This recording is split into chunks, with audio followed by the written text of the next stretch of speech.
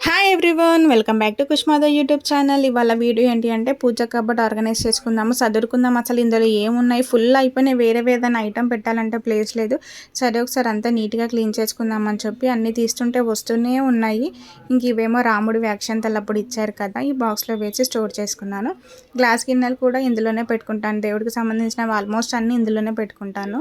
ప్రసాదంకి అవి పెడతాం కదా. ఇవి అత్తరు, ఇంకా జవాదు లిక్విడ్, జవాదు పౌడర్ కూడా ఉంది. మన పూజ రూము క్లీన్గా ఉండి ఇంకా నీట్గా ఉంటే మంచిగా ఉంటుంది కదా. ఇంక ఇట్లాంటివి పర్ఫ్యూమ్స్ అవి నేను అంటే పర్ఫ్యూమ్ కాదు, అత్తరు ఒక్కొక్కసారి పెడతాను. మంచి స్మెల్ వస్తుంది, డోర్ ఓపెన్ చేయగానే మంచి పాజిటివ్గా అనిపిస్తుంది ఆ స్మెల్ చూడగానే.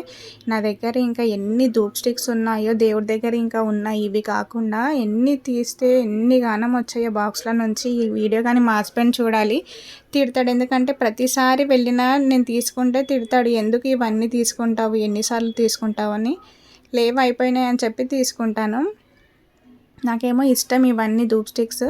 మార్నింగ్ ఈవినింగ్ ఇంకెప్పుడైనా మధ్యలో నాకు ఆఫ్టర్నూన్ టైంలో వెలిగించుకోవాలనిపిస్తే నేను వెలిగించుకుంటాను. ఇంకంతే కదా, ఆడవాళ్ళకి నచ్చితే ఉన్నా సరే మనం తీసుకుంటాం. అవి శారీస్ అయినా కానివ్వండి, ఇట్లాంటి ఐటమ్స్ అయినా సరే మనం తీసుకుంటాము నచ్చితే.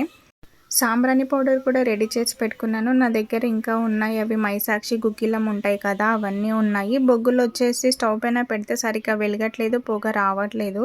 దాన్ని దంచుకోవాలి, టైం చూసుకొని అది కూడా చేసి పెట్టుకోవాలి. ఇంకా కొన్ని ధూప్ స్టిక్స్ ఏమో ఆన్లైన్లో ఆర్డర్ పెట్టుకున్నాను, అవి నచ్చలేదు. ఇంకా అది ఎక్కువగా యూజ్ చేయలేదు, అవి అట్లాగే పెట్టుకున్నాను. ఒత్తుల ప్యాకెట్స్ కూడా చాలా ఉన్నాయి, లేవేమో అనుకున్నాను కానీ కబోర్డ్లో తీస్తే చాలా ఉన్నాయి. ఇదే సాంబ్రాణి పౌడరు. ఇంకా నార్మల్గా డైలీ దీపం పెట్టుకున్నప్పుడేమో రెడీమేడ్ ఒత్తులు ఉంటాయి కదా, వాటితో వెలిగించుకుంటాను దీపము.